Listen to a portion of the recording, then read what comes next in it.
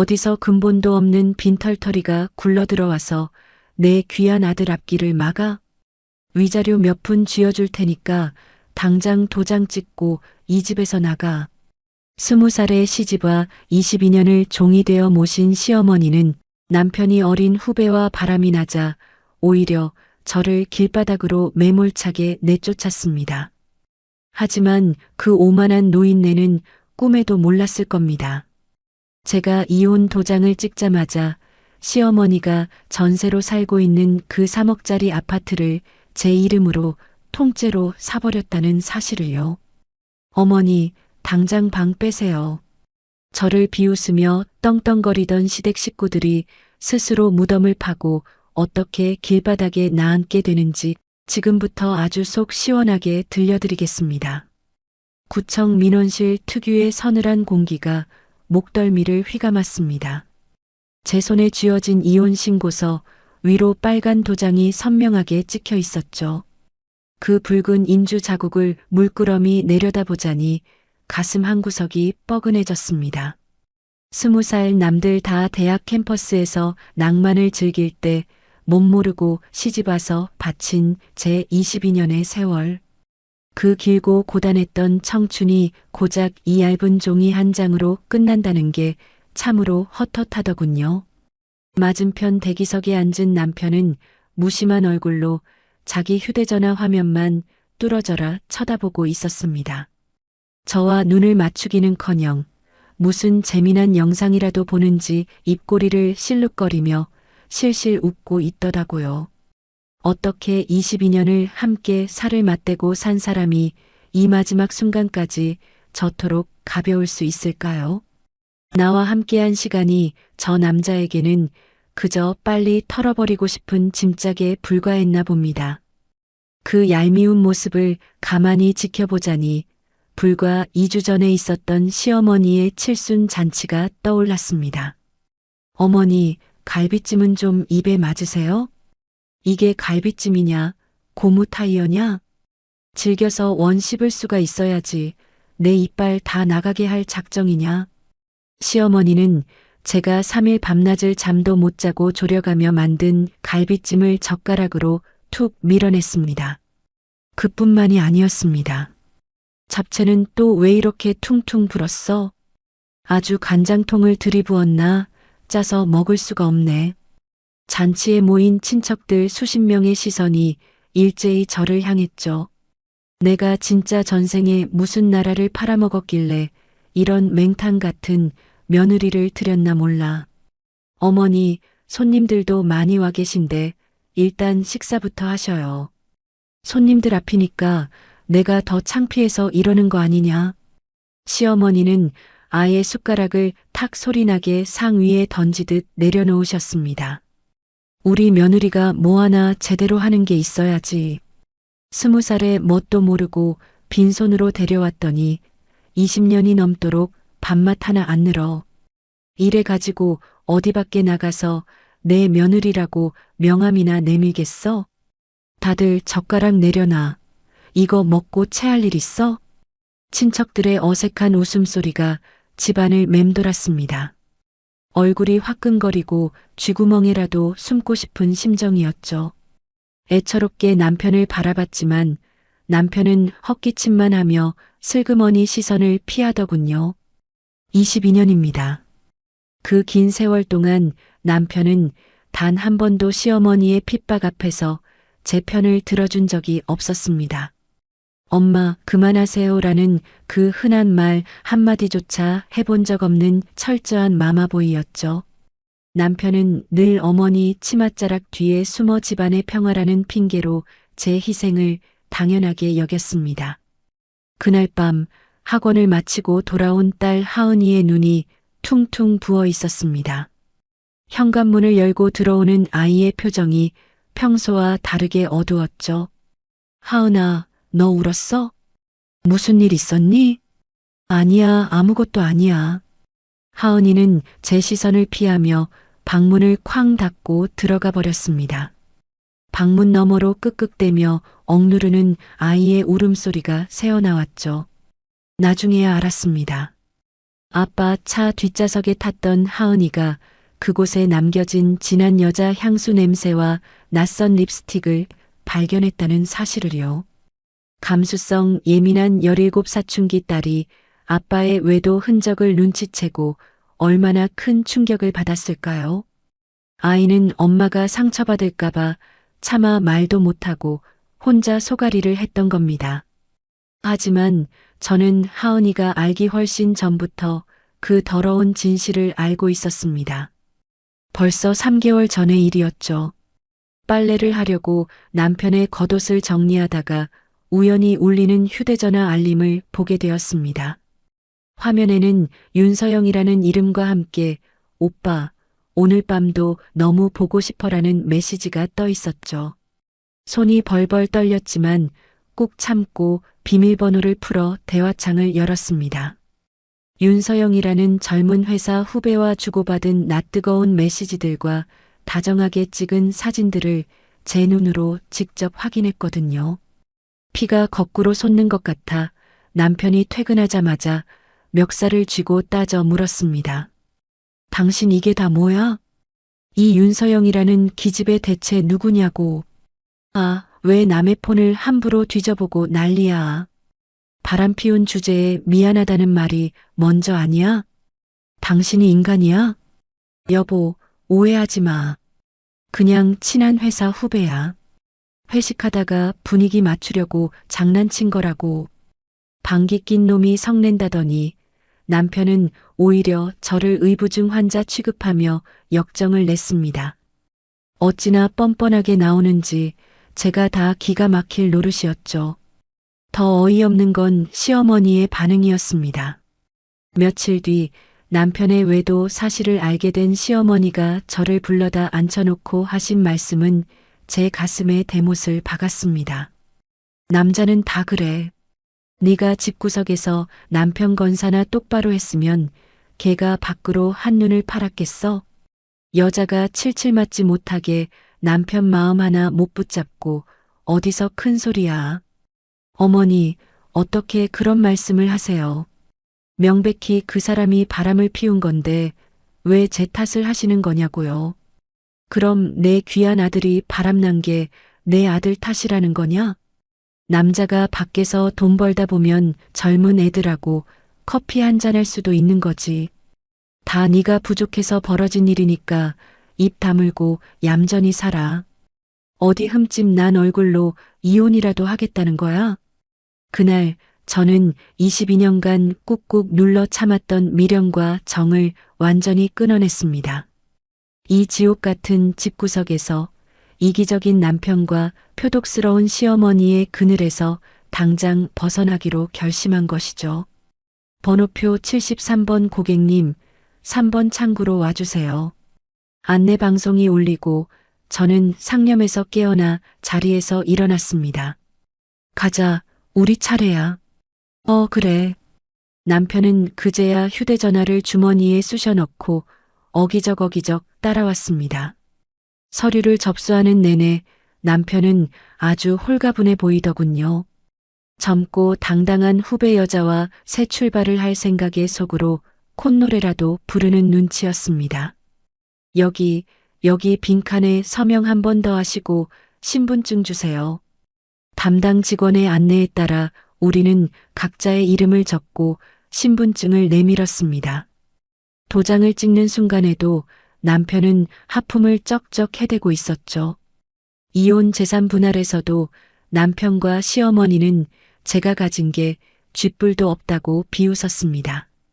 전세금 8천만 원과 위자료 5천만 원을 툭 던져주듯 선심 쓰며 합의를 종용했거든요. 그깟 푼돈 쥐어주고 저라는 혹을 떼어냈다고 속으로 아주 쾌재를 불렀을 겁니다. 서류 접수를 마치고 구청 회전문을 빠져나왔습니다. 나 먼저 간다. 하은이한테는 내가 주말에 따로 연락한다고 해. 남편은 제게 따뜻한 작별 인사 한마디 없이 쏜살같이 자기 차를 향해 걸어갔습니다. 마치 귀찮은 숙제를 끝낸 초등학생처럼 발걸음이 가벼워 보이더군요. 저는 멀어지는 남편의 뒷모습을 보며 코웃음을 쳤죠. 뺨을 스치는 차가운 바람이 오늘따라 참 상쾌하게 느껴졌습니다. 22년 만에 처음으로 온전히 제 발로 서는 기분이었으니까요. 가방에서 휴대전화를 꺼내 단축 번호를 꾹 눌렀습니다. 신호음이 2번 울리기도 전에 묵직하고 반가운 목소리가 들려왔죠. 순자야. 구청은 다녀왔어? 고등학교 동창이자 부동산 컨설턴트로 일하는 영달이었습니다. 응, 영달아. 나 방금 도장 찍었어. 이제 서류상으로도 진짜 남남이야. 수화기 너머로 영달이의 안도하는 한숨소리가 들렸습니다. 고생했다, 박순자. 그동안 시집살이 하느라 진짜 애썼어. 영달아, 그 아파트 말이야. 응, 말해. 지금 바로 진행해도 되지? 매도인 쪽 부동산에 연락해서 당장 가계약금부터 싸. 제 단호한 목소리에 영달이의 호탕한 웃음소리가 스피커를 타고 넘어왔습니다. 야, 박순자. 너 진짜 무서운 여자다. 내가 무섭긴 뭐가 무서워. 그냥 내 살길 찾는 거지. 알았어. 바로 계좌번호 받아서 문자 남길게. 전화를 끊고 나니 그제야 꽉 막혔던 숨이 탁 트이는 것 같더군요. 방금 전까지 남편과 시어머니는 저를 빈털터리로 쫓아냈다고 속으로 만세를 부르고 있었을 겁니다. 20살 아무것도 모르던 철부지 시절에 덜컥 임신부터 해서 쫓기듯 한 결혼이었습니다. 시어머니는 가방끈 짧고 쥐뿔도 없는 친정집에서 왔다며 저를 대놓고 무시하셨죠. 어디서 근본도 없는 걸 주워와서는 내 귀한 아들 앞길을 막아. 결혼 첫날부터 쏟아지던 그 모진 독설을 저는 아직도 토씨 하나 안 틀리고 다 기억합니다. 남편은 밖에서 번 돈을 몽땅 자기 엄마 통장으로 꽂아 넣는 지독한 마마보이였죠. 제게는 한 달 생활비라며 딱 50만 원을 쥐어주더군요. 여보, 50만 원으로는 기저귀값하고 분유값 하기도 빠듯해. 우리 하은이 예방접종도 맞춰야 한단 말이야. 당신이 알아서 아꼈어. 우리 엄마가 살림 다 가르쳐 주실 텐데 징징대지 말고 남는 시간에 당신도 부업이라도 하든가. 그때 뼈저리게 깨달았습니다. 이 지옥 같은 집구석에서 나를 지켜줄 사람은 오직 나 자신뿐이라는 것을요. 그래서 핏덩이 같은 하은이를 포대기로 업고 새벽 우유 배달부터 시작했습니다. 칼바람 맞으며 가파른 언덕길을 오르내리다 보면 서러워서 눈물이 핑 돌 때도 참 많았습니다. 하지만 저는 거기서 주저앉지 않았습니다. 25살에는 동대문 시장을 밤새 뛰어다니며 옷을 떼어다 작은 온라인 쇼핑몰을 열었죠. 30이 넘어서는 제 이름을 건 소규모 식품 브랜드를 만들었습니다. 제가 직접 레시피를 짠 찌개 밀키트가 인터넷 맘카페에서 입소문을 타면서 주문이 미친 듯이 밀려들기 시작했거든요. 시어머니는 거실 한 구석에서 포장 박스를 접고 있는 저를 보며 늘 혀를 차셨습니다. 쯧쯧, 여자가 집안일은 내팽개치고 그깟 쥐꼬리만 한 용돈벌이나 하고 앉았으니. 어머니, 이거 단순한 용돈벌이 아니에요. 이번 달에는 거래처도 늘고 주물량이 제법 늘었어요. 그래봤자 푼돈이지. 내 아들이 번듯한 회사 다니면서 벌어오는 돈에 비하면 소꿉장난 아니냐? 저는 굳이 입 아프게 반박하지 않고 조용히 고개를 숙였습니다. 제가 밖에서 얼마나 큰 돈을 만지고 있는지 알면 시어머니가 그 돈을 가만두지 않을 게 뻔했으니까요. 남편 역시 제 사업에는 철저히 무관심했습니다. 당신 오늘 저녁 반찬은 뭐야? 맨날 거실에 박스 먼지 날리는데 밥이나 제대로 차리겠어? 남편의 그 지독한 무관심이 오히려 제게는 천운이 되었습니다. 그렇게 10년 넘게 시댁 식구들 몰래 악착같이 모으고 불린 제 숨겨진 자산이 무려 9억 원입니다. 시어머니와 남편의 눈을 피하기 위해 친정오빠 명의와 제가 따로 세운 법인 명의로 철저하게 분산해 두었죠. 그 두 사람은 제 통장에 얼마가 들어있는지 죽었다 깨어나도 상상조차 못할 겁니다. 그래서 이번 이혼 재산 분할 과정에서 저는 아주 철저하게 바보 연기를 했습니다. 협의를 하던 날 시어머니는 팔짱을 딱 끼고 저를 벌레 보듯 노려보셨죠. 네가 우리 집에 시집와서 해온 게 뭐가 있다고 감히 재산을 탐내. 전세금 8천만 원 돌려줄 테니까 거기다 위자료 5천 보태서 당장 짐 싸서 나가. 어머니, 우리 하은이 키우려면 그 돈으로는 턱도 없어요. 제가 20년을 모셨는데 조금만 더 챙겨주세요. 네. 제가 일부러 눈물을 찔끔거리며 매달리자 시어머니는 차갑게 콧방귀를 뀌셨습니다. 어림없는 소리. 내 아들 피 같은 돈은 단 한 푼도 못 준다. 남편도 옆에서 비열하게 거들더군요. 여보, 엄마 말씀 들어. 당신 그동안 집에서 편하게 밥만 하고 살았잖아. 솔직히 그 돈도 감지덕지한 줄 알아야지. 그러니까 군말 말고 도장 찍고 깔끔하게 끝내자고.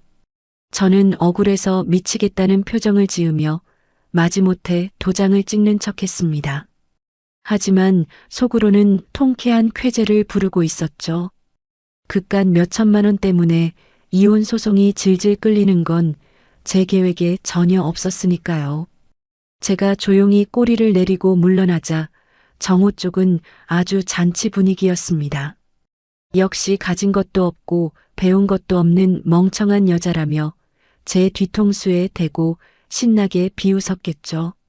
하지만 그 우물 안개구리들이 모르는 제 진짜 목표는 따로 있었습니다. 바로 시어머니가 현재 전세로 살고 있는 그 3억짜리 아파트입니다. 5년 전 시어머니는 노후를 보내려던 자기 명의의 번듯한 집을 덜컥 팔아치웠습니다. 남편이 밖에서 사업을 크게 벌이겠다며 어머니를 살살 꼬드겼기 때문이죠. 결국 집 판 돈을 몽땅 아들 손에 쥐어주고 시어머니는 전세 3억짜리 아파트로 짐을 옮겼습니다. 지금 살고 있는 바로 그 아파트 말입니다.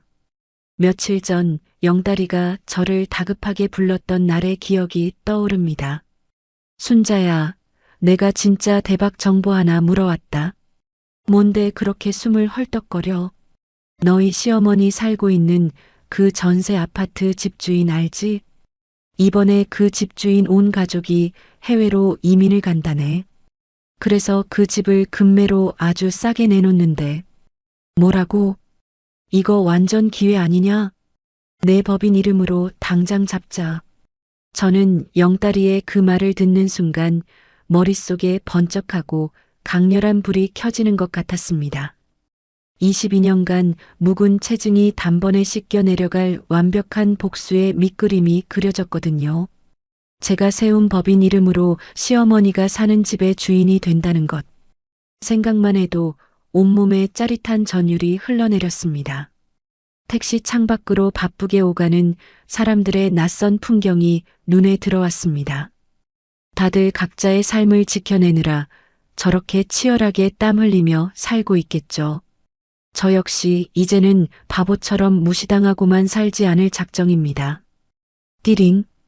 다시 영다리에게서 문자가 도착했습니다. 매도인 계좌번호 받았다. 바로 송금해.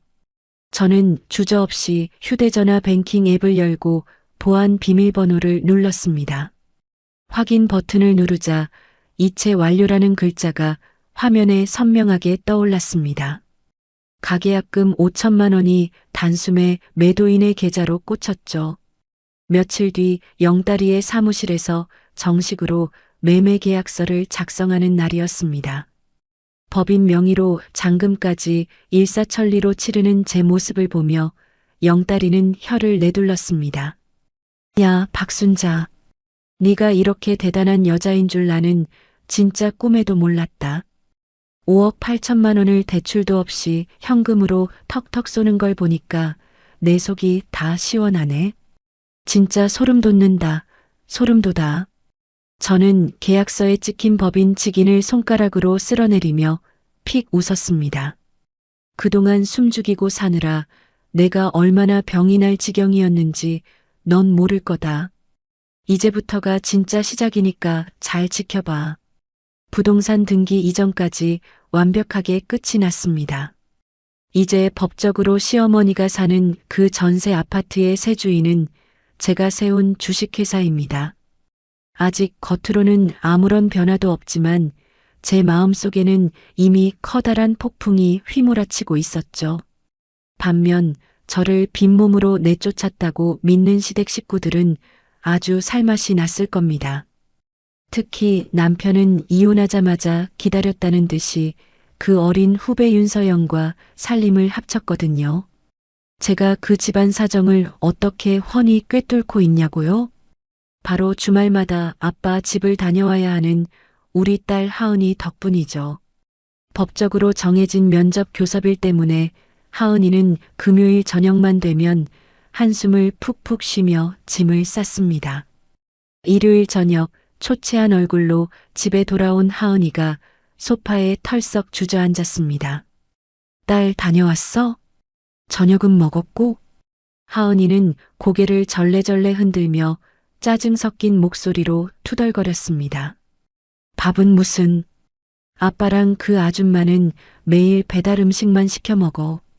집안 꼴도 엉망이고 냉장고엔 먹다 남은 치킨 쪼가리밖에 없더라니까. 아니, 그 아줌마는 무슨 쇼핑에 미쳤나 봐. 현관에 명품 쇼핑백이 산더미처럼 쌓여 있었어. 아빠는 카드 명세서 보면서 머리 쥐어뜯고 있고, 그 말을 듣는데 저도 모르게 헛웃음이 새어나왔습니다. 남편의 쥐꼬리만 한 월급을 알뜰살뜰 쪼개서 적금까지 부었던 저와는 씀씀이가 차원이 다를 테니까요. 젊고 예쁜 여자 비위 맞추며 살려니 그 알량한 허세가 얼마나 버틸지 안 봐도 비디오였습니다. 게다가 주말 내내 호캉스니 뭐니 돌아다닌다며 아빠 노릇은 뒷전인 모양이더군요. 그리고 할머니는 나한테만 전화해서 난리야. 내가 가면 밥은 똑바로 챙겨 먹는지 그 아줌마가 나한테 잘해주는지 꼬치꼬치 캐물어. 그러면서 너는 무조건 아빠 편 들어야 한다고 윽박지르고. 나 진짜 스트레스 받아서 미치겠어, 엄마. 다음 주부터는 아빠 집 진짜 가기 싫어. 잔뜩 독이 오른 목소리로 씩씩대는 하은이를 보니 가슴이 찢어지는 것 같았습니다. 어른들의 더러운 일에 아무 죄 없는 내 딸이 상처를 받고 있었으니까요. 시어머니는 아마 새 며느리랍시고 들어온 젊은 여자가 영 탐탁지 않았을 겁니다. 20살부터 쥐어 패듯 부려먹던 만만한 저와는 달리 콧대 높은 요즘 아가씨가 호락호락할 리 없죠. 하은아, 이리 와봐. 저는 아이를 품에 꼭 안고 등을 토닥거렸습니다. 우리 딸 주말 내내 고생 많았네. 엄마가 다 미안해. 근데 하은아, 엄마가 지금 아주 중요한 일을 하나 준비하고 있거든. 이 일만 다 끝나면 우리 하은이 더 이상 억지로 아빠 집 안 가도 되게 엄마가 싹 다 정리할 거야. 그러니까 그때까지만 조금 참아줄 수 있지? 엄마 믿지? 하은이는 제 품에 얼굴을 파묻은 채 작게 고개를 끄덕였습니다. 아이의 따뜻한 체온을 느끼며 저는 속으로 입술을 꽉 깨물었죠. 내 딸의 눈에서 눈물 나게 한 대가까지 모조리 다쳐서 갚아주겠다고 뼈저리게 다짐했습니다. 다음 날 아침 저는 출근하자마자 영딸이에게 전화를 걸었습니다. 영딸아, 나야. 응, 순자야, 무슨 일 있어? 그쪽 집안 분위기 돌아가는 꼴을 보니까 뜸 들릴 필요가 없겠어. 전세 만기일까지 딱 석 달 남았지? 그렇지. 그럼 법적으로 지금 내용 증명 보내도 아무 문제 없는 거지? 당연하지. 집주인 권리인데 누가 뭐래. 좋아. 그럼 오늘 당장 서류 좀 작성해줘. 보증금 올리는 조건으로. 수화기 너머로 영다리가 침을 꿀꺽 삼키는 소리가 들려왔습니다. 순자야, 드디어 칼을 뽑는구나. 얼마로 올려서 보낼까? 저는 컴퓨터 화면에 띄워놓은 주변 부동산 시세표를 매섭게 훑어보았습니다. 시어머니가 살고 있는 평형대의 전세금은 최근 몇 년 새 무섭게 뛰어올라 있었습니다. 이미 3억이라는 돈으로는 턱도 없는 시세였죠. 주변 시세 꽉 채워서 적어 5억 5천만 원. 현재 보증금에서 2억 5천을 더 가져오라고 써. 미납하면 만기일에 칼같이 방 빼라는 내용도 확실하게 박아넣고. 야, 박순자. 너 진짜 잔인하다. 그 노인네 그 편지 받으면 아마 뒷목 잡고 쓰러질걸. 영달아, 나는 20살 때부터 그 집안에서 피눈물 흘리면서 살았어. 이건 잔인한 게 아니라 정당한 집주인의 권리 행사야. 알았어. 아주 법적인 용어 팍팍 써서 무시무시하게 써줄게. 전화를 끊고 창밖을 바라보며 커피를 한 모금 마셨습니다. 입안의 감도는 씁쓸한 커피 향이 오늘따라 묘하게 달콤하게 느껴지더군요. 22년 전 갓난쟁이를 업고 찬물에 손을 담그며 시어머니의 온갖 구박을 견뎌야 했던 어린 저의 모습이 스쳐 지나갔습니다. 돈 한 푼 없이 길바닥에 쫓겨날까봐 벌벌 떨며 눈치만 보던 그 가엾은 순자는 이제 이 세상에 없습니다. 새장문은 열렸고 그 안에 갇힌 건 이제 제가 아니라 그 사람들입니다. 그깟 2억 5천만 원을 당장 어디서 구하겠어요. 아들 사업 자금 대준다고 집까지 팔아먹은 시어머니가 퍽이나 숨겨둔 돈이 있겠습니까? 젊은 여자 치장에 돈을 물쓰듯 쏟아붓고 있는 남편은 더더욱 구해주지 못할 거고요. 덫은 완벽하게 쳐졌고 이제 남은 건 그 안에서 허우적대는 쥐들의 꼴을 느긋하게 감상하는 일뿐입니다. 영다리에 전화가 걸려온 것은 내용 증명을 발송하고 딱 사흘이 지난 목요일 오후였습니다. 휴대전화 화면에 뜬 영다리의 이름을 보자마자 저는 심장이 기분 좋게 방망이질 치는 것을 느꼈죠. 통화 버튼을 누르자마자 수화기 너머로 영다리의 숨 넘어가는 웃음소리가 들려왔습니다. 순자야, 터졌다. 터졌어. 방금 그쪽 동네 부동산 김 사장님한테 전화 왔는데 아주 난리도 아니란다. 제가 끓이고 있던 찌개 국물에 불을 줄이며 물었습니다. 그래. 어머님이 뭐라고 하시면서 쳐들어오셨대? 영다리는 마치 자기가 현장에 있었던 것처럼 아주 생생하게 상황을 묘사하기 시작했습니다. 너희 시어머니 서류 받자마자 짝짝이 슬리퍼 바람으로 부동산에 뛰어오셨단다. 얼굴은 하얗게 질려가지고 서류 든 손을 바들바들 떠시더래. 저는 머릿속으로 시어머니의 그 넉나간 표정을 그려보며 조용히 미소를 지었습니다. 아니, 사장님. 집주인이 바뀌었다니 이게 대체 무슨 소리야. 전세금을 5천이나 더 내라니 생사람 잡을 일 있어? 이거 사기 아니야? 영다리가 시어머니의 앙칼진 목소리를 흉내내는 통에 저도 모르게 풋하고 웃음이 터졌습니다. 그래서 김 사장님이 뭐라고 하셨대? 뭘 뭐라고 해. 팩트만 딱 짚어주셨지. 김 여사님, 이거 합법적인 권리 행사입니다. 집주인이 법인으로 바뀌었고 주변 시세에 맞춰서 보증금 올린 거라 법적으로 아무 문제 없어요. 계약 갱신하실 거면 5천 준비하시고 아니면 만기일에 방 빼셔야 합니다. 하고 딱 잘라 말씀하셨대. 그 말을 들은 시어머니는 그 자리에서 다리가 풀려 주저앉으셨다고 하더군요. 평생을 자기 뜻대로 호령하며 사셨던 분인데 생판 모르는 법인 회사 앞에서는 속수무책이셨겠죠. 그리고 방금 전에는 너희 남편한테서도 부동산으로 전화가 왔단다. 남편의 이야기가 나오자 저는 눈을 가늘게 떴습니다. 그 사람은 뭐래? 실소유주가 누구냐고 당장 전화번호 내놓으라고 노발대발 소리를 지르더래. 자기가 직접 집주인 만나서 단판을 짓겠다고 아주 길길이 날뛰었나 봐.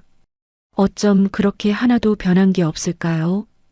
평소에는 어머니 등 뒤에 숨어 모른 척 하다가 자기 발등에 불이 떨어지니 그제야 헛똑똑이 행세를 하는 그 가벼운 성정 말입니다. 순자야, 진짜 내 속이 다 뻥 뚫린다. 통화를 마치고 나니 22년 동안 가슴을 짓누르던 커다란 바위 하나가 부서져 내린 듯한 쾌감이 밀려왔습니다. 하지만 통쾌함도 잠시, 그날 저녁집에 돌아온 하은이의 얼굴을 보니 다시 마음이 무거워지더군요. 아이는 교복도 갈아입지 않은 채 거실 소파에 힘없이 앉아 있었습니다. 하은아, 왜 그래? 어디 아파? 하은이는 책가방을 끌어안은 채 멍한 목소리로 입을 열었습니다. 엄마, 할머니 집 전세금 엄청 올랐어? 아빠 오늘 나 만나러 오지도 못했어. 저는 아이 옆에 나란히 앉아 조심스럽게 물었습니다. 아빠한테 무슨 일 있대? 오후 내내 할머니가 아빠한테 전화해서 울고불고 난리 치셨나 봐. 나 학원 끝나는 시간에 맞춰서 그 아줌마랑 같이 데리러 오기로 했었는데 갑자기 약속을 깼어. 아빠가 나한테 전화해서 미안하다고 할머니 집 문제 때문에 지금 은행 좀 돌아야 한다고 하더라고. 남편이 은행을 전전하고 있다는 소식에 저는 쓴웃음을 삼켰습니다. 대출이 나올 턱이 없었거든요. 젊은 여자와 살림을 합친 뒤로 호텔이며 명품이며 카드를 긁어대느라 이미 신용등급이 바닥을 쳤을 게 뻔했습니다. 그런데 은행에서 돈이 안 나온대. 하은이의 이어지는 말에 저는 귀를 기울였습니다. 아까 저녁에 할머니가 나한테까지 전화하셨어. 할머니가 엉엉 우시면서 그러시더라. 너희 아빠한테 돈 좀 구해오라고 전해라 하시면서 엄청 우셨어. 어린 손녀딸에게까지 전화해서 자기 아들을 닥달하게 만드는 시어머니의 이기심에 신물이 났습니다. 그래서 아빠가 그 아줌마한테 돈 좀 빌려줄 수 있냐고 물어봤나 봐. 제가 예상치 못한 이야기에 눈이 번쩍 뜨였습니다. 뭐? 남편이 그 여자한테 돈을 빌려달라고 했다고?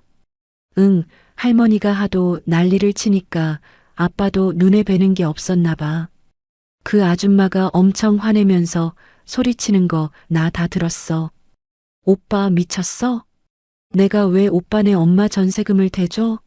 나한테까지 돈 얘기하는 거 진짜 찌질하고 볼품없다 하면서 전화를 매몰차게 끊어버리더라고.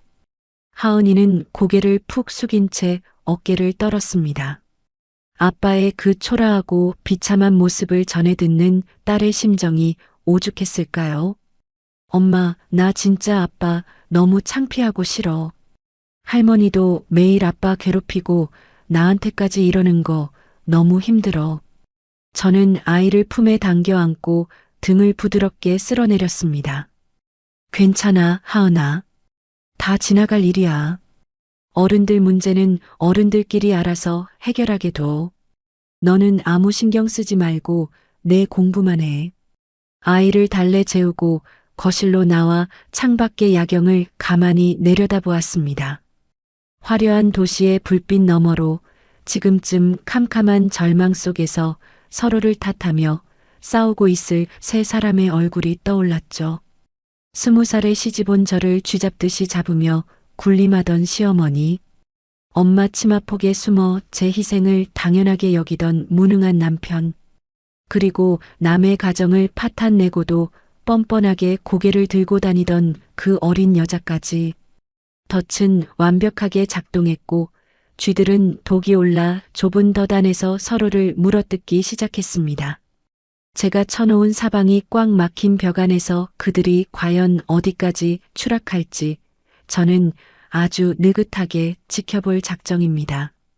전세금 인상 통보가 떨어지고 며칠 뒤 절친한 친구 미경이에게서 전화가 걸려왔습니다. 미경이는 저보다 먼저 이혼이라는 터널을 빠져나온 든든한 언니 같은 동창이죠. 야, 박순자. 너네 남편 지금 온 사방팔방에 돈 꿔달라고 구걸하고 다니는 거 아니야? 방금 내 전 남편한테까지 연락 와서 돈 100만 원만 빌려달라고 징징댔다더라. 저는 기가 막혀서 헛웃음을 흘렸습니다. 어찌나 절박하게 매달리는지 내 지인들이 다 혀를 내두르더라. 이혼 서류에 잉크도 마르기 전에 어린 여자랑 바람나서 살림을 차렸다는 소문이 동네방네 다 퍼졌잖니. 그런 무책임한 인간한테 선뜻 큰 돈을 내어줄 바보가 이 세상에 어디 있겠어. 아주 꼴좋게 생겼다니까. 그러게 진작에 조강지처한테 잘 좀 살지 그랬어. 미경이의 말대로 남편은 지금 벼랑 끝에 몰려 있을 겁니다. 신용불량 위기라 은행 문턱은 넘지도 못했을 테고 친척과 친구들에게도 철저히 외면당하고 있었으니까요. 결국 남편이 기댈 곳이라고는 곁에 있는 그 어린 여자뿐이었을 겁니다. 하지만 며칠 뒤 주말을 맞아 아빠 집에 다녀온 하은이가 전해준 소식은 제 예상보다 훨씬 더 처참했습니다. 일요일 저녁 현관문을 열고 들어오는 딸아이의 어깨가 잔뜩 움츠러들어 있었죠. 하은아, 아빠 집은 좀 어땠어? 아이는 거실 소파에 털썩 주저앉으며 멍한 눈으로 허공을 응시했습니다. 엄마, 그 아줌마 짐 싸서 나갔어. 저는 깜짝 놀라 눈을 크게 떴습니다. 나갔다고? 응. 나 금요일에 갔을 때 둘이 엄청 심하게 싸우고 있었거든. 그 아줌마가 자기 명품 백이랑 옷들 캐리어에 마구 쑤셔 넣으면서 소리를 질렀어. 당신같이 능력도 없고 비전도 없는 늙은 남자랑은 이제 끝이야. 돈 몇천만 원도 못 구해서 나한테 손을 벌리다니 진짜 찌질하고 볼품없어. 그렇게 소리치고는 아빠를 팍 밀쳐버리더라고. 아빠가 바짓가랑이 붙잡고 제발 가지 말라고 매달렸는데 매몰차게 문 쾅 닫고 나가버렸어. 아빠는 그 자리에 주저앉아서 바닥을 치면서 엉엉 울더라. 나 진짜 아빠가 너무 불쌍하고 또 너무 한심해서 미치는 줄 알았어. 고작 3달이었습니다. 조강지처를 버리고 하나뿐인 딸아이의 가슴에 지울 수 없는 대못을 박아가며 얻어낸 그 잘난 천국 말입니다. 겨우 석 달의 쾌락을 위해 남편은 자신의 모든 것을 시궁창에 처박은 셈이 되었죠. 저를 버리면 그 젊은 여자와 아주 폼나게 떵떵거리며 살 줄 알았나 봅니다. 현실은 돈 앞에 장사 없고 이기적인 욕망으로 쌓아 올린 모래성은 작은 파도에도 허무하게 무너지는 법인데 말이죠. 게다가 시어머니는 매일같이 남편을 들볶고 있다고 하더군요. 할머니가 아침 저녁으로 전화해서 아빠한테 막 욕을 해. 다 너 때문이라고 순자 같은 여자 내쫓고 저런 여우 같은 걸 데려와서 이 사달이 났다고 소리를 지르셔. 근데 엄마 할머니는 아직도 자기가 뭘 잘못했는지는 전혀 모르는 것 같아. 그래도 며느리가 남편을 하늘같이 모셨어야지 하시면서 여전히 엄마 탓도 하셨거든. 자기 발등을 자기가 찍어놓고 아직도 남 탓만 하는 시어머니의 옹졸한 밑바닥이 여실히 드러났습니다. 제 이름 뒤에 같은 여자라는 수식어를 붙여준 것도 22년 만에 처음 있는 일이었죠. 늘 맹탕이라느니 근본이 없다느니 하며 저를 깎아내리기 바쁘셨으니까요. 이제 와서 제가 조금은 아쉬워지신 모양이지만 이미 엎질러진 물이었습니다. 그렇게 한참을 시댁 식구들 이야기를 쏟아내던 하은이가 갑자기 입을 꾹 다물었습니다. 아이는 불안한 눈빛으로 제 얼굴을 뚫어져라 쳐다보았죠. 그러더니 무언가 굳게 결심한 듯 떨리는 목소리로 입을 열었습니다. 엄마. 응, 왜 그래 하은아? 혹시 할머니 집 그거 엄마야? 순간 거실의 공기가 차갑게 얼어붙는 것 같았습니다. 제가 세운 법인 이름과 엄마가 집에서 사업 서류를 만질 때 쓰던 이름이 겹친다는 걸 눈치챈 모양이었습니다.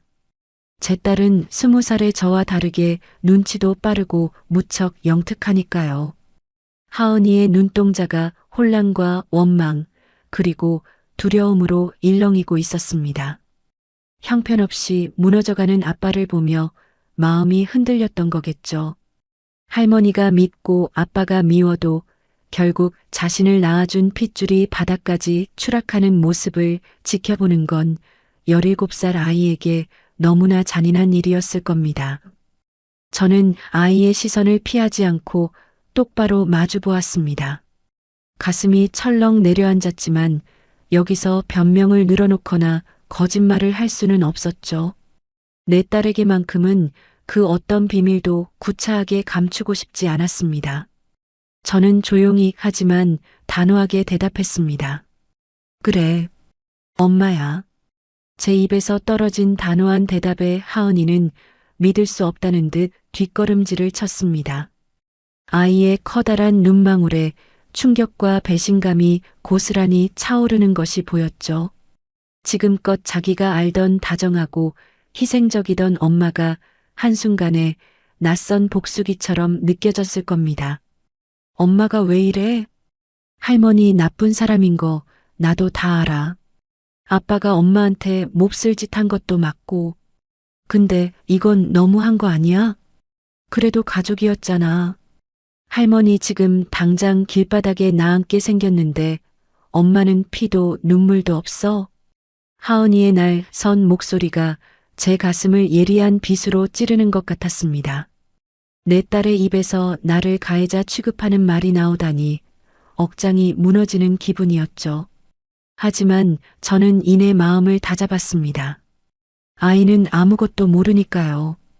제가 그 집구석에서 지난 22년 동안 어떤 취급을 받으며 살아왔는지 하은이는 철저히 보호받으며 자랐으니까요. 저는 깊은 숨을 들이마시고 소파에 앉은 하은이의 손을 조심스럽게 감싸 쥐었습니다. 하은아, 엄마가 지금까지 너한테 한 번도 하지 않았던 이야기 오늘 다 해줄게. 이 이야기를 듣고도 엄마가 잔인하다고 생각한다면 그때는 내 원망 달게 받을게. 하은이는 입술을 꽉 깨문 채 제 얼굴을 불안하게 바라보았습니다. 저는 20살 아무것도 모르던 앳된 시절의 기억부터 천천히 꺼내놓기 시작했죠. 엄마가 20살에 너를 가졌을 때 임신 7개월 차에 배가 남산만하게 불렀었어. 근데 할머니는 한겨울에 보일러도 안 틀어주시고 나한테 찬물로 걸레질을 시키셨단다. 임산부가 무릎 꿇고 바닥 닦는 게 얼마나 힘든 줄 아니? 배가 뭉쳐서 끙끙 앓아누워도 엄살 피우지 말라며 등짝을 때리시던 분이 내 할머니야. 하은이의 눈동자가 조금씩 흔들리기 시작했습니다. 너 낳고 산후조리는커녕 미역국 한 그릇 내 손으로 끓여 먹지도 못했어. 그때 시할아버지, 그러니까 내 증조할아버지께서 병광에 누워 계셨거든. 할머니는 핏덩이 같은 너를 방에 눕혀놓고 나더러 병수발을 다 들게 하셨어. 그리고 그 뒤로 엄마가 유산을 2번이나 했었단다. 몸을 제대로 못 추슬러서 아이가 떨어졌을 때 할머니가 병원에 와서 뭐라고 하셨는 줄 알아? 딸년 하나 낳아놓고 기세등등하더니 아들도 못 낳는 쓸모없는 년이라고 사람들 다 보는 앞에서 소리를 지르셨어. 아이는 숨소리조차 내지 못한 채 제 이야기에 빠져들고 있었습니다. 가슴 깊은 곳에 묻어두었던 상처를 입 밖으로 꺼내는 제 목소리도 조금씩 떨려왔죠. 가장 기가 막혔던 건 외할머니 돌아가셨을 때야. 우리 엄마, 그러니까 내 외할머니 장례식장에서 내가 상복 입고 울고 있는데 할머니가 찾아오셨어. 위로해 주러 오신 줄 알았지. 근데 내 귀에 대고 속삭이시더라. 남편 밥은 챙겨야 하니까 집에 가서 국 좀 끓여놓고 다시 오라고. 엄마 잃고 곡소리 내는 며느리한테 자기 아들 밥 타령을 하시던 분이야. 하은이의 뺨 위로 굵은 눈물방울이 툭 하고 떨어졌습니다. 하지만 제가 해줄 진짜 이야기는 아직 남아 있었습니다. 제가 이토록 독하게 마음먹을 수밖에 없었던 결정적인 이유 말입니다. 하은아, 너 중학교 2학년 때 학교에서 애들이 너 엄마 없는 애라고 놀렸던 거 기억하니? 그 시절의 끔찍한 기억이 떠오른 듯 하은이의 얼굴이 하얗게 질렸습니다. 당시 하은이는 반 친구들에게 알 수 없는 따돌림을 당하며 매일 밤 방에서 숨죽여 울었거든요. 그때 네가 학교에서 그런 취급을 받았던 거, 그거 전부 할머니 때문이었어. 뭐? 할머니가 담임 선생님한테 전화를 하셨었단다. 애미가 천박하게 장사나 하는 장사꾼이라 애 교육을 제대로 못 시키니까 자기가 할머니로서 대신 챙기겠다고. 집안에 애미가 없어서 애가 좀 모자라니 선생님이 이해해달라고 그렇게 온 학교에 소문을 내셨어. 엄마가 학부모 모임에 못 가게 막은 것도 전부 자기가 우아한 사모님 행세하려고 널 이용하신 거야. 하은이는 믿을 수 없다는 듯 두 손으로 입을 틀어막았습니다. 자신이 학교에서 겪었던 그 지옥 같은 왕따의 원인이 다름 아닌 할머니의 전화 한 통이었다는 사실에 아이의 온몸이 사시나무 떨리듯 떨렸죠. 어떻게 할머니가 나한테, 할머니한테 너는 그냥 자기 아들 기죽이는 천덕꾸러기 며느리의 딸일 뿐이었어. 그래도 핏줄이라고 어떻게든 너를 지키고 싶어서 엄마가 그동안 바보처럼 입 다물고 참고 살았던 거야. 근데 아빠는 어떻게 했지? 그 어린 후배 여자랑 바람이 나서 내 가슴에 대못을 박고 우리를 헌신짝처럼 버렸어. 하은아, 엄마는 더 이상 바보처럼 당하고만 살지 않을 거야. 내 딸 눈에서 피눈물 나게 한 사람들, 그 사람들이 똑같이 당해봐야 세상 무서운 줄 알 거 아니니. 하은이는 결국 참았던 울음을 터뜨렸습니다. 짐승처럼 엉엉 소리내어 울며 제 품으로 와락 안겨들었죠. 엄마 엄마. 미안해 엄마. 나 진짜 아무것도 몰랐어. 할머니가 그렇게 무서운 사람인 줄도 모르고 아빠가 그렇게 쓰레기인 줄도 모르고 내가 엄마한테 상처 줘서 너무 미안해. 아이는 제 옷자락을 꽉 움켜쥐고 오열했습니다. 자신의 투정이 엄마의 가슴을 후벼 팠다는 죄책감에 아이의 작은 어깨가 무너질 듯 들썩였죠. 저는 눈물이 그렁그렁한 채로 딸아이의 등을 힘주어 끌어안았습니다. 그리고 아이의 젖은 머리칼에 뺨을 비비며 다정하게 속삭였습니다. 아니야 하은아. 네가 모르게 한 건 다 엄마가 그렇게 만든 거야. 그러니까 우리 딸 미안해할 거 하나도 없어. 너는 그냥 엄마가 하는 일 지켜보고 앞으로 우리 둘이 어떻게 행복해지는지만 생각하면 돼. 알겠지?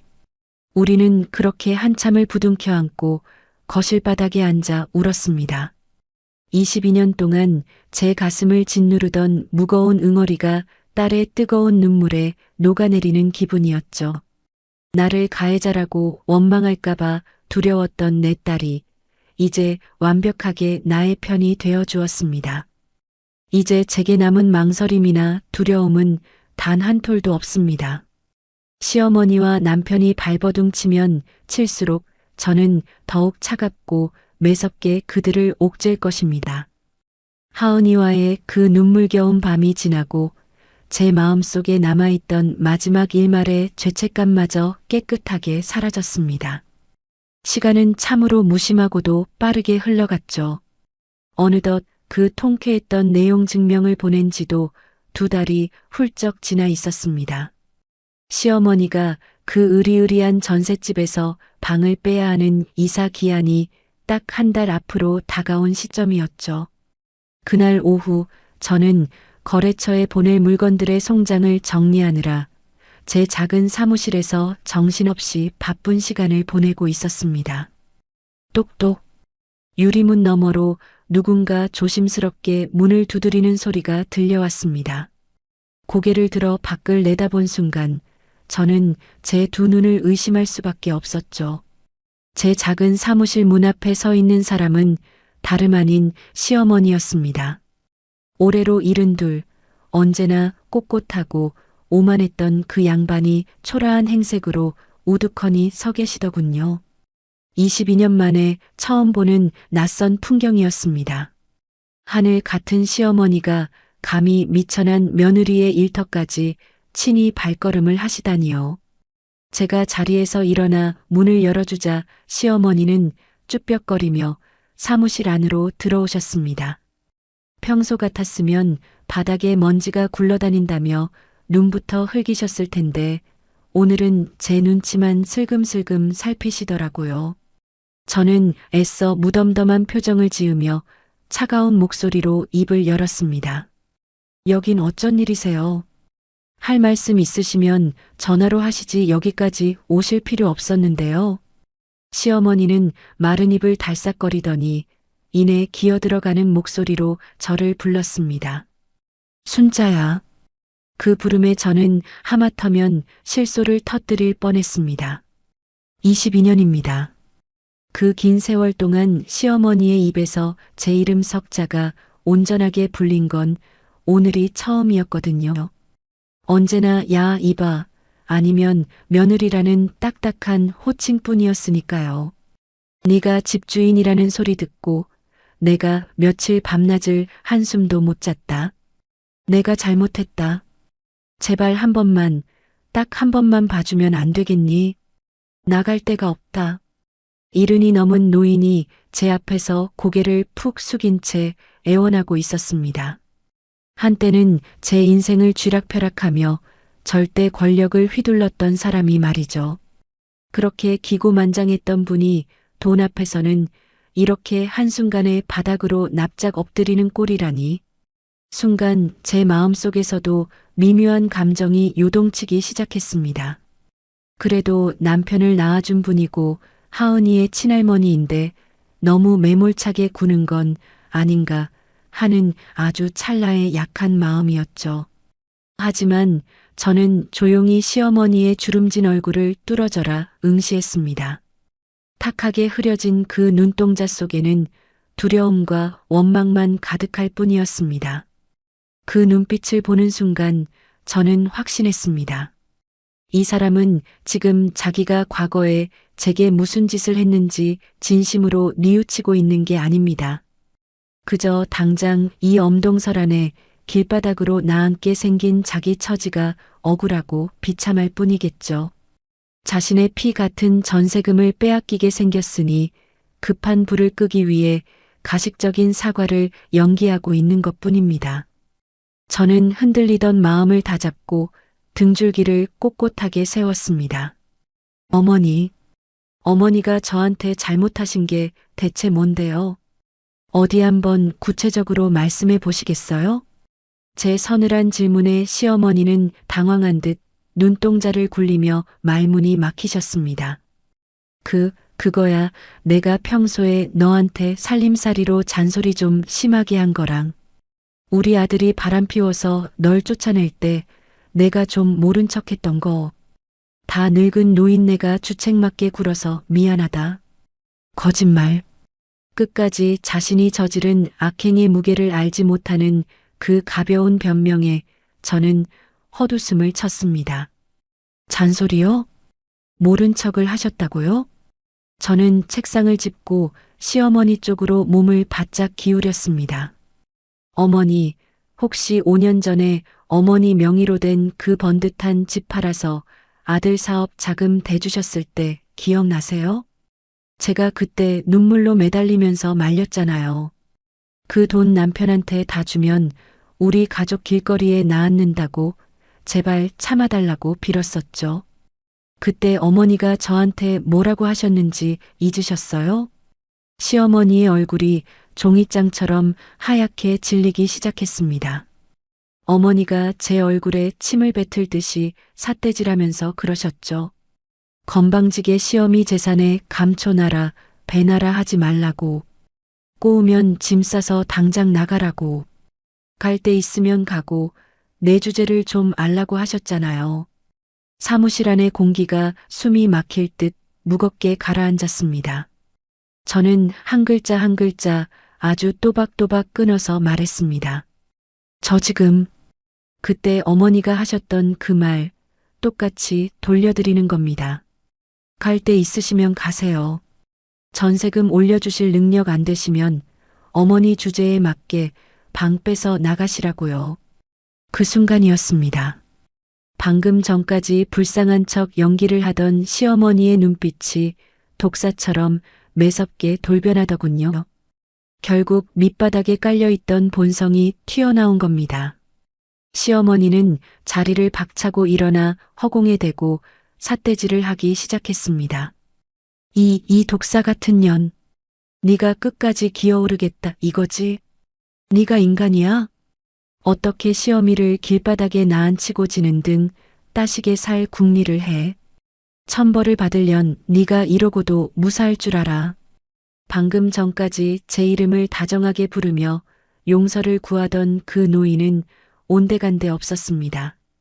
제 귀를 찢을 듯한 악다구니가 작은 사무실 안을 쩌렁쩌렁 울렸지만 저는 눈 하나 깜짝하지 않았습니다. 오히려 제 선택이 틀리지 않았다는 묘한 안도감마저 들었으니까요. 어머니, 이제 그만 소리 지르시고 나가주세요. 저 업무 봐야 합니다. 그리고 만기일까지 돈 안 맞추시면 법대로 명도 소송 들어갈 테니 그런 줄 아시고요. 저는 시어머니의 악담을 뒤로 한 채 차갑게 돌아섰습니다. 야, 이년아. 내가 여기서 죽어버릴 거야. 내가 내 눈앞에서 콱 죽어버린다고. 시어머니가 제 등 뒤에 대고 발악을 했지만 저는 조용히 사무실 안쪽 문을 닫아버렸습니다. 두꺼운 문이 닫히자 바깥의 소음이 차단되며 완벽한 정적이 찾아왔죠. 의자에 등을 기대고 앉아 천장을 올려다보았습니다. 한때는 저렇게 악을 쓰는 시어머니의 그림자만 봐도 심장이 벌렁거리고 숨이 막혔습니다. 하지만 지금은 아무렇지도 않습니다. 마음 한구석이 찌릿하게 아파오기도 했지만 저는 절대로 흔들리지 않을 겁니다. 이건 복수가 아니라 그들이 저지른 죗값을 정당하게 치르게 하는 과정일 뿐이니까요. 스스로 만든 지옥불에 떨어지는 건 제가 아니라 바로 그들 자신입니다. 결국 그날이 오고야 말았습니다. 달력에 빨간색 펜으로 동그라미를 쳐두었던 이삿날 아침이 밝았죠. 창밖으로 부연 아침 안개가 걷히기도 전에 제 휴대전화가 요란하게 울렸습니다. 영달아. 순자야, 방금 이삿짐 센터 트럭 짐 다 싣고 골목 빠져나갔다. 드디어 다 끝났어. 수화기 너머로 들려오는 영다리의 목소리는 한껏 들떠 있었습니다. 어머님 짐은 다 빼신 거 확실해? 그럼 내가 직접 가서 눈으로 싹 다 확인했지. 남편이 겨우겨우 구했다는 빌라 투룸으로 이사 가더라. 월세 40만 원짜리 반지에 가까운 1층인데 아주 곰팡이 냄새가 진동을 하더라고. 그 넓은 아파트에서 쓰던 살림살이가 그 좁은 방구석에 다 들어갈 리가 없잖아. 결국 짐이 반도 안 들어가서 용달차 기사랑 신랑이하고 아주 난리도 아니었어. 길바닥에 장롱이랑 소파 내팽개쳐 놓고 노인네가 주저앉아서 엉엉 우시더라. 영다리의 생생한 묘사를 들으며 저는 가만히 눈을 감았습니다. 내 남편 놈도 꼴이 아주 말이 아니었어. 수염은 덥룩하게 기르고 얼굴은 퀭하게 반쪽이 돼서는지 엄마 달래느라 쩔쩔매더라고. 아무튼 이제 내 집이니까 걱정 말고 두 다리 쭉 뻗고 자라. 전화를 끊고 나서 저는 가만히 거실 소파에 앉아 있었습니다. 영다리의 보고를 들으면서도 저는 생각보다 덤덤하더군요. 가슴이 뻥 뚫릴 듯한 환희나 펄쩍펄쩍 뛸 듯한 통쾌함이 밀려올 줄 알았는데 이상하게도 마음이 차분하게 가라앉았습니다. 22년 동안 저를 벌레처럼 짓밟고 괴롭혔던 사람들이 월세방으로 쫓겨났다는 사실이 실감 나지 않아서였을까요? 아니면 제가 그토록 바랐던 복수의 끝이 결국 이런 허무한 풍경이라는 것에 대한 씁쓸함이었을까요? 그날 저녁 미경이가 축하 파티를 해야 한다며 동네에서 제일 비싼 고깃집으로 저를 끌고 갔습니다. 야, 박순자. 오늘은 내가 쏘는 거니까 한우로 배 터지게 먹어. 진짜 축하한다. 내 친구. 드디어 네가 그 지긋지긋한 시월드에서 완벽하게 독립한 날이잖아. 미경이는 자기 일처럼 기뻐하며 불판 위에 마블링이 화려한 고기를 가득 올렸습니다. 지글거리는 고기 냄새가 코끝을 찔렀지만 저는 젓가락을 들 생각도 하지 못한 채 빈 소주잔만 만지작거렸죠. 너 왜 그래? 축하받아야 할 날에 표정이 왜 그렇게 죽상이니? 미경아, 나 사실 이게 맞는 건지 잘 모르겠어. 뭐가? 그렇게 길바닥으로 쫓겨나서 엉엉 우셨다는 얘기를 들으니까 내 마음이 영 안 좋다. 내가 너무 잔인하게 독하게 굴었던 건 아닐까? 제 말에 미경이는 어이없다는 듯 콧방귀를 세게 뀌었습니다. 너 진짜 바보 천치냐? 네가 22년 동안 그 집구석에서 종년처럼 살았던 거 벌써 다 까먹었어? 한겨울에 찬물로 걸레질 시키고 유산한 며느리한테 대놓고 욕하던 노인네야. 네가 잘못한 거 하나도 없어. 전부 자기들이 뿌린 대로 거두는 자업자득이고 인과응보지. 왜 네가 여기서 죄책감을 가져? 그래도 다 늙은 노인네가 짐더미에 주저앉아 우셨다니까 마음이 좀 그래. 근데 순자야, 내 마음이 그렇다면 그것도 내 마음이야. 복수라는 게 원래 남의 눈에 피눈물 내면 내 마음도 편치 않은 법이라더라. 네가 찜찜해하는 그 마음조차 네가 착해서 그런 거니까 너무 깊게 생각하지 마. 어떻게 하든 난 무조건 내 편이니까 그냥 훌훌 털어버려. 미경이의 거칠지만 따뜻한 위로를 들으니 헛헛했던 마음이 조금은 다잡아지는 기분이 들었습니다. 식사를 마치고 집으로 돌아가는 길에 저는 택시 방향을 틀었습니다. 제가 매입한 아니 시어머니가 방금 전까지 살았던 그 텅 빈 아파트로 가달라고 기사님께 말씀드렸죠. 현관문의 비밀번호를 누르고 어두컴컴한 집 안으로 들어섰습니다. 거실 한가운데 서서 불이 꺼진 휑한 공간을 가만히 둘러보았죠. 가구가 모두 빠져나간 바닥에는 먼지만 뽀얗게 내려앉아 있었고 서늘한 공기만 감돌고 있었습니다. 그런데 주방 쪽 벽지 한 구석에 무언가 작은 종이가 붙어 있는 것이 보였습니다. 가까이 다가가 보니 삐뚤빼뚤한 글씨로 적힌 메모장 2장이었죠. 정호 생일 잊지 말 것.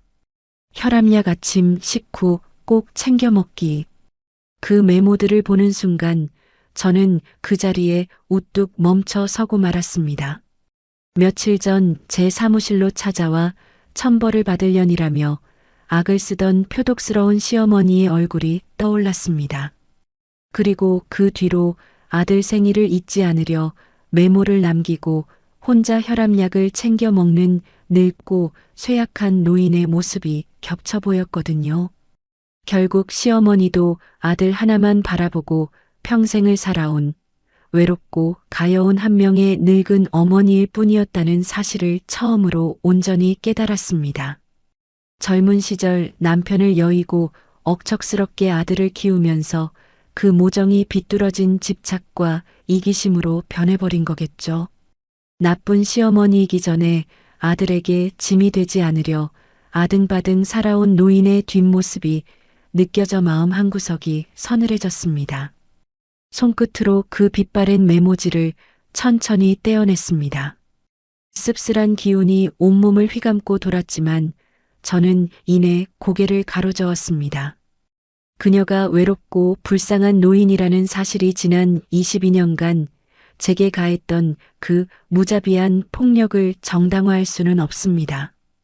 시어머니의 외로움은 시어머니의 몫일 뿐 제가 짊어져야 할 십자가가 아니니까요. 저는 손에 쥔 메모지를 둥글게 구겨서 바닥에 미련 없이 던져버렸습니다. 이제 이 공간에 그 사람들의 낡고 썩은 흔적은 단 한 톨도 남아있지 않습니다. 내일부터는 이 텅 빈 공간을 아주 새롭고 찬란한 것으로 꽉 채워나갈 작정입니다. 그날 빈 아파트 바닥에 구겨 던졌던 낡은 메모지처럼 제 끔찍했던 과거도 완벽하게 쓰레기통으로 처박혔습니다. 그로부터 딱 3개월이라는 시간이 흘렀죠. 계절은 어느덧 옷차림이 가벼워지는 눈부신 늦봄으로 접어들고 있었습니다. 시어머니의 퀴퀴한 살림살이로 가득했던 그 3억짜리 전세 아파트는 이제 흔적조차 남아있지 않습니다.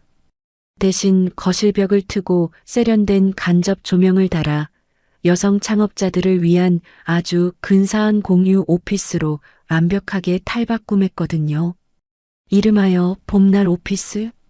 저처럼 이혼 후 홀로서기를 준비하거나 경력이 단절되어 막막해하는 여성들이 모여 함께 일하고 꿈을 키우는 공간입니다. 제 예상보다 사람들의 반응은 훨씬 더 뜨거웠습니다. 지역 맘카페는 물론이고 소셜미디어에서도 입소문이 퍼지면서 오픈한 지 2달 만에 입주 대기자 명단이 꽉 찰 정도였으니까요. 얼마 전에는 유명한 여성 잡지사에서 저의 성공 스토리를 취재하러 오기까지 했답니다. 박 대표님, 아주 얼굴에 꽃이 활짝 피었네. 한 손에 커다란 꽃바구니를 든 영다리가 넉살 좋게 웃으며 사무실 안으로 들어왔습니다. 뭐야, 웬 꽃이야? 오늘 너 잡지 인터뷰한 거 실린 날이잖아. 내가 아침에 서점 가서 10권이나 싹쓸이해서 동네방네 다 뿌리고 오는 길이다. 야, 돈 아깝게 뭐하러 그런 짓을 해.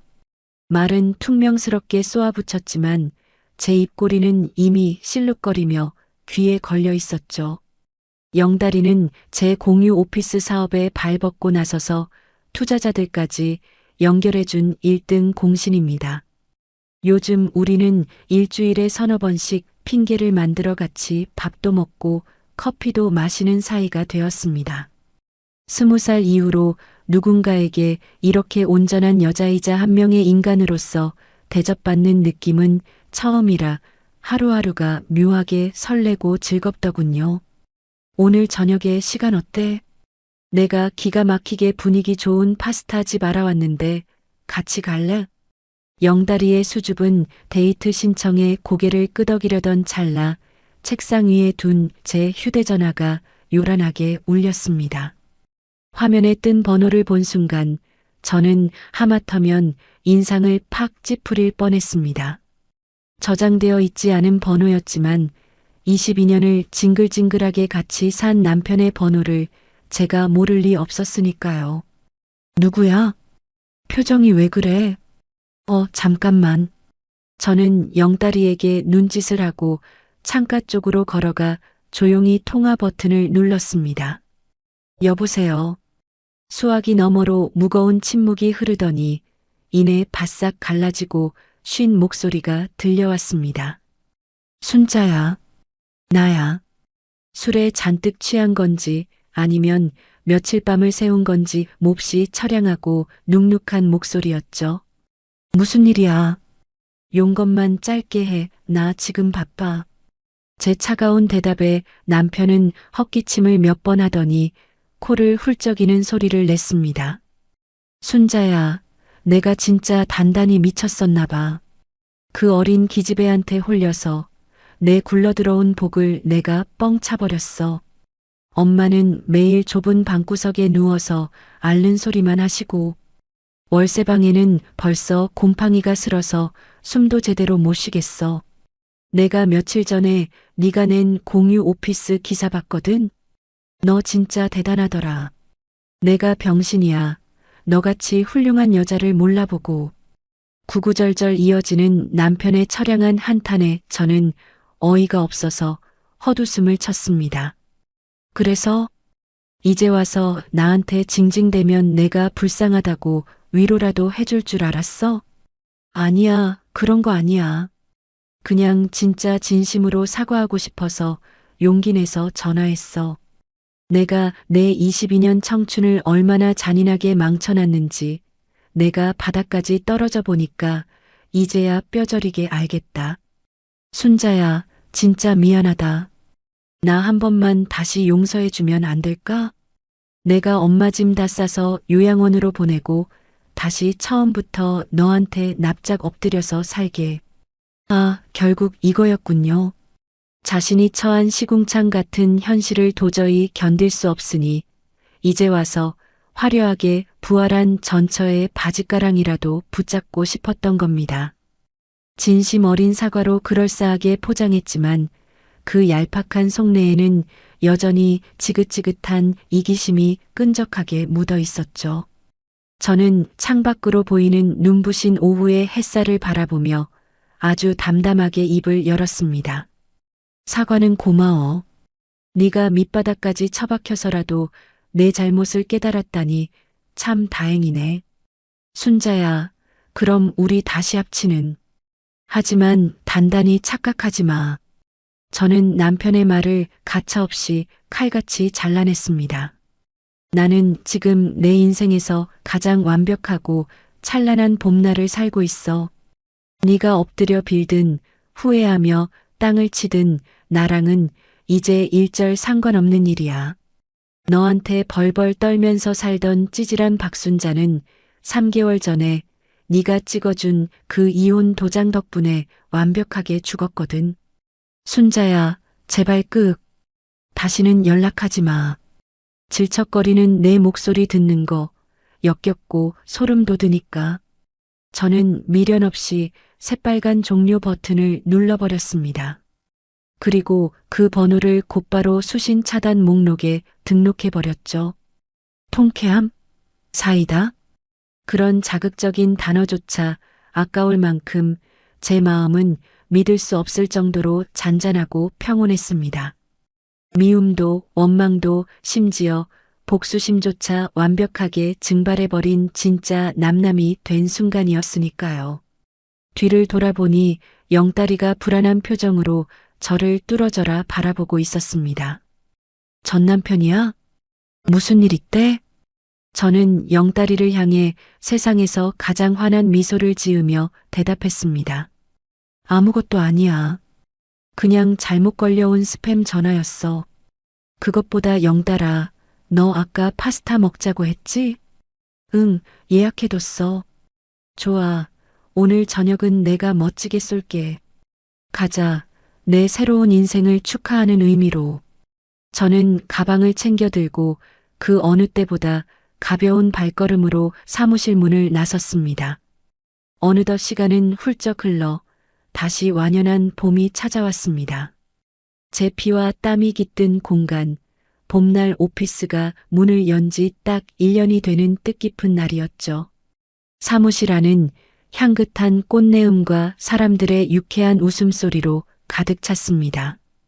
오늘은 1주년을 기념하기 위해 입주자들과 가까운 지인들을 모시고 작은 축하 파티를 열었거든요. 자, 다들 잔 채우셨죠? 우리 자랑스러운 박순자 대표님의 성공적인 1주년을 위하여. 미경이가 샴페인 잔을 높이 치켜들며 아주 우렁차게 건배사를 외쳤습니다. 내 친구 박순자 지난 22년 동안 그 끔찍한 시월드에서 바보처럼 꾹꾹 참고 살았던 게 아니야. 이 멋진 날을 위해 조용히 웅크리고 칼을 갈며 준비했던 거지. 이제부터는 온전한 내 세상이야, 순자야. 맞아. 그 인간이랑 그 징글징글한 시어머니는 지금쯤 곰팡이 핀 월세방에서 아주 쌍으로 청승을 떨고 있겠지? 우리 순자 쫓아내고 지들끼리 떵떵거리고 살 줄 알았더니 완전 천벌을 받은 거라니까. 사람들의 환호성과 속 시원한 웃음이 한바탕 터져 나왔습니다. 미경아, 오늘같이 좋은 날 굳이 안 꺼내도 될 이야기야. 내 인생에서 그 사람들은 이미 흔적도 없이 깨끗하게 지워졌으니까. 제 담담한 미소에 미경이는 고개를 끄덕이며 제 어깨를 다정하게 감싸 안았습니다. 그 따뜻한 축하를 받고 있자니 지난 시간들이 주마등처럼 스쳐 지나가며 콧날이 찡해졌습니다. 그때 입구 쪽에서 맑고 낭랑한 목소리가 들려왔습니다. 엄마, 대학 입시를 코앞에 둔 우리 예쁜 딸 하은이였습니다. 하은이의 품에는 제 얼굴이 예쁘게 그려진 커다란 주문 제작 케이크가 안겨 있었죠. 우리 딸 학원 끝나자마자 바로 온 거야? 당연하지. 우리 최고 멋진 엄마 1주년 파티인데 내가 빠지면 섭섭하잖아. 하은이는 제 뺨에 쪽하고 뽀뽀를 해주며 환하게 웃었습니다. 엄마, 1주년 진짜 진심으로 축하해. 나도 나중에 대학 가면 꼭 경영학 전공해서 엄마처럼 훌륭한 사업가가 될 거야. 우리 엄마가 세상에서 제일 멋있어. 20살에 저를 낳고 기르며 숱한 눈물을 흘렸지만 내 딸 입에서 저런 존경의 말을 듣게 될 줄은 꿈에도 몰랐습니다. 가슴이 터질 듯이 벅차올라 저는 하은이를 꽉 끌어안아 주었습니다. 파티가 어느 정도 마무리되고 사람들이 하나둘 돌아간 늦은 밤이었습니다. 저는 영딸이와 함께 시원한 바람이 부는 옥상으로 올라갔죠. 오늘 정말 고생 많았어, 영딸아. 네가 옆에서 물심양면으로 도와준 덕분에 파티가 아주 근사하게 잘 끝났네. 영딸이는 따뜻한 커피 2잔을 뽑아 제게 하나를 건네주었습니다. 내가 한 게 뭐 있냐? 전부 네가 깡다구 있게 밀어붙이고 실력이 좋아서 여기까지 온 거지. 우리는 옥상 난간에 기대어 반짝이는 서울의 야경을 가만히 내려다보았습니다. 수많은 불빛들이 마치 밤하늘에 흩뿌려진 별처럼 아름답게 빛나고 있었죠. 커피를 한 모금 마시며 저는 문득 옛날 생각에 잠겨 입을 열었습니다. 영달아. 응, 왜 그래? 나 가끔 그런 생각한다. 내가 만약 20살에 멋모르고 덜컥 결혼이라는 걸 하지 않았으면 내 인생이 어땠을까 하고 말이야. 남들처럼 평범하게 캠퍼스도 걷고 연애도 하고 취직 준비도 하면서 살았다면 얼마나 좋았을까. 그 모진 시집살이 안 겪고 무책임한 남편한테 상처받지 않고 살았으면 어땠을까 하는 생각. 제 솔직한 고백에 영딸이는 부드러운 미소를 지으며 저를 바라보았습니다. 글쎄, 물론 네가 고생은 안 했겠지. 근데 그랬으면 세상에서 제일 예쁜 하은이도 없었을 거 아니야. 그리고 그 끔찍한 세월을 억척스럽게 버텨낸 지금의 단단하고 멋진 박순자도 없었을 테고. 안 그래? 영다리의 말이 100번 맞습니다. 그 따뜻하고 명쾌한 위로에 저는 저도 모르게 소리내어 진짜 웃음을 터뜨렸습니다. 그러네. 정말 내 말대로네. 20대의 찬란한 청춘은 시어머니의 서슬 퍼런 구박 속에서 잿빛으로 바랬습니다. 30대의 시간은 무관심한 남편 곁에서 외롭게 달아 없어졌죠. 하지만 그 잔인하고 고통스러웠던 인고의 세월이 있었기에 지금의 제가 이렇게 당당하게 설 수 있는 거겠죠. 바닥까지 철저하게 떨어져 본 사람만이 다시 하늘로 힘차게 튀어오르는 법을 아는 거니까요. 옥상에서 내려와 다시 조용해진 제 사무실로 들어섰습니다. 책상 위에는 조금 전 하은이가 주고 간 예쁜 케이크 상자가 놓여 있었죠. 저는 의자에 앉아 책상 한편에 곱게 놓인 액자를 가만히 바라보았습니다. 하은이와 단둘이 여행을 가서 찍은 세상에서 가장 환하게 웃고 있는 모녀의 사진이었습니다. 그리고 그 사진 옆에는 제가 직접 꾹꾹 눌러 쓴 작은 메모지 한 장이 붙어 있습니다. 나는 더 이상 누구의 며느리도 누구의 아내도 아니다. 나는 그저 온전한 나 박순자입니다. 20살의 실수는 42의 굳건한 결단을 만들어냈습니다. 남편과 시어머니가 만들어 놓은 작고 답답한 세상에서 벗어나 저는 이제 드넓은 세상을 향해 맘껏 날갯짓을 시작했습니다. 앞으로 제 앞에는 어떤 시련이 닥치든 절대로 두렵지 않습니다. 제 곁에는 눈에 넣어도 아프지 않을 든든한 딸 하은이가 있고 저를 있는 그대로 존중해주는 영다리도 생겼으니까요. 무엇보다 제 자신을 온전히 사랑하고 지킬 줄 아는 단단한 마음이 뼛속 깊이 자리 잡았습니다. 창문 틈으로 기분 좋은 봄바람이 살랑거리며 들어와 제 머리칼을 부드럽게 헝클어뜨렸습니다. 42. 비로소 저 박순자의 진짜 찬란한 봄날이 활짝 막을 올렸습니다.